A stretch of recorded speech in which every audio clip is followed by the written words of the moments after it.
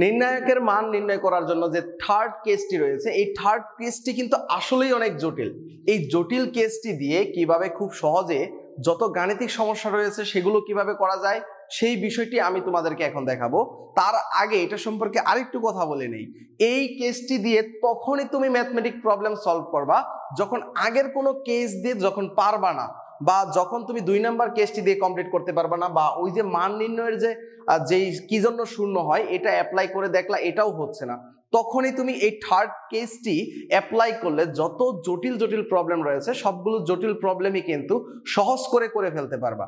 তাহলে আমরা যে থার্ড কেসটি করব, এই থার্ড কেসটি মূলত কার জন্য করব? থার্ড কেসটি করব জটিল জটিল প্রবলেমগুলোকে সহজ করে করার জন্য। যত যত জটিল প্রবলেম রয়েছে সেই জটিল প্রবলেমগুলোকে সহজ করে করার চেষ্টা করব। যেমন আমরা একটা সহজ উদাহরণ নিচ্ছি না, একটু জটিলই নিতে চাচ্ছি।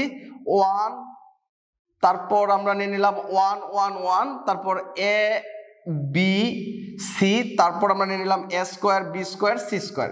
ধরো সাপোজ আমরা এই প্রবলেমটাই নিয়ে নিলাম। এখন দেখো এটা কিন্তু আমাদের কোনো সারি বা কলাম, একটা সারি একটা কলাম সেম আছে, কিন্তু দুইটা সারি দুইটা কলাম চেঞ্জ সমান না।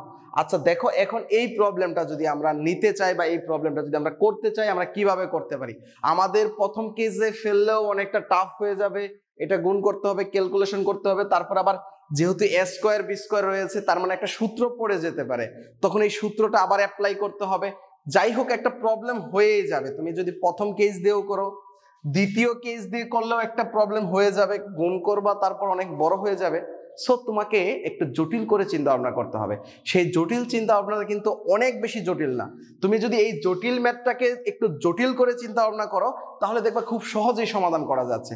তুমি প্রথম একটা জিনিস করে ফেলতে পারো।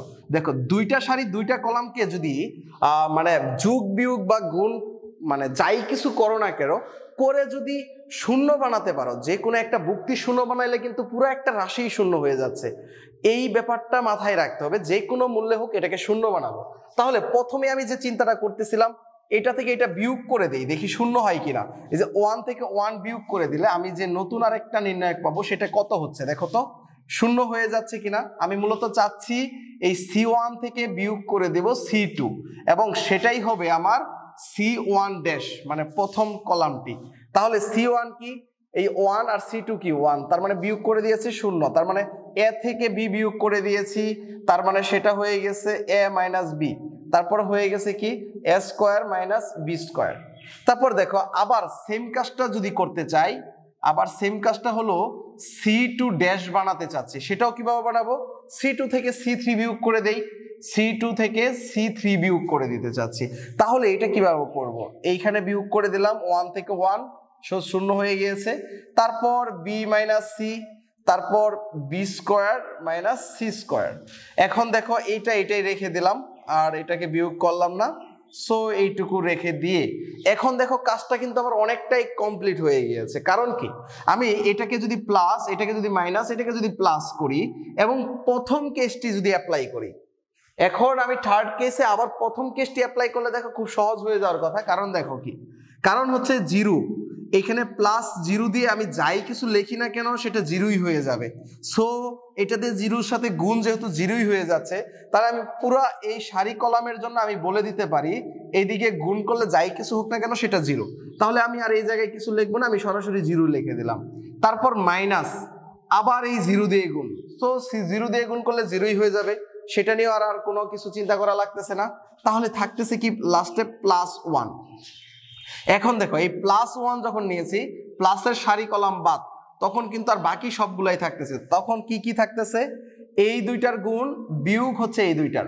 তাহলে দেখো তখন আমাদের থাকবে a minus b into b square minus c square. তারপর আমাকে বিয়োগ করতে হবে, বিয়োগ কি করতে হবে? বিয়োগ করতে হবে b minus c into a square minus b square, b minus c into a square minus b square. এখন দেখো কাজটা কিন্তু অনেক সহজ হয়ে গিয়েছে, অনেক কিন্তু ইজি হয়ে গিয়েছে। এখন এই জায়গা থেকে খুব সহজেই সমাধান বের করা যায়, কারণ আর একটি লাইন বা দুইটা লাইন করলেই কিন্তু তুমি এইখানে পেয়ে যেতে পারো। আমি যেটা লিখতেছি সেটা হলো এটা, তারপরে বিয়োগ করে দিলাম b মাইনাস c, তারপর a square minus b square. এইখানেও a স্কোয়ার মাইনাস b স্কোয়ারের সূত্র, এইখানে a স্কোয়ার মাইনাস b স্কোয়ারের সূত্র ফেলে তারপর এই জায়গা থেকে কমন নিয়ে বাকি যেটা থাকবে ওইটাকে কাটাকাটি করে দিলেই কিন্তু এটা হয়ে যাবে। তার মানে আমি আর ওইটুকু করলাম না। তার মানে এইভাবেই কিন্তু আমরা নির্ণায়কের যত সমস্যা রয়েছে মান নির্ণয়ের খুব সহজে করে ফেলতে পারি। প্রথমে তুমি এমসিকিউ এর সিস্টেমে চিন্তা করে দেখবা, যদি রিটেন আসে তখন তুমি সেকেন্ড কেসটি অ্যাপ্লাই করবা। সেকেন্ড কেসটি কি, জাস্ট তুমি আবার দুইটা লাইন লিখবা, দুইটা লাইন লিখে দুইটা লাইন এই জায়গায় লিখবা, প্রথম কলাম এবং দ্বিতীয় কলাম।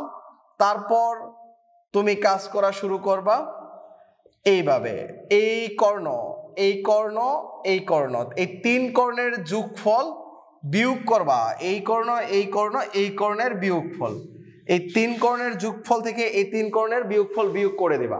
দেন দেখবা খুব সহজেই সমাধানটা হয়ে যাচ্ছে। যদি এটা দিয়ে না পারো তখনই থার্ড কেসে চলে যাবা।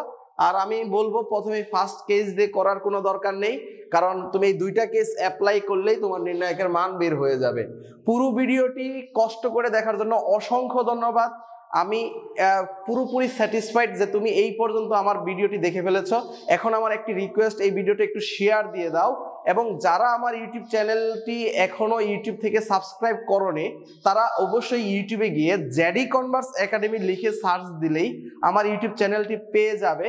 ওই জায়গায় গিয়ে আমার ইউটিউব চ্যানেলটি সাবস্ক্রাইব করে রাখো, কারণ আমি নিয়মিত ভিডিওগুলো আপলোড করতে থাকবো যেটা তোমাদের উপকারে আসতে পারে। অবশ্যই পাশে থাকার জন্য ধন্যবাদ। পরবর্তী ভিডিও দেখার আমন্ত্রণ রইল। আল্লাহ হাফেজ।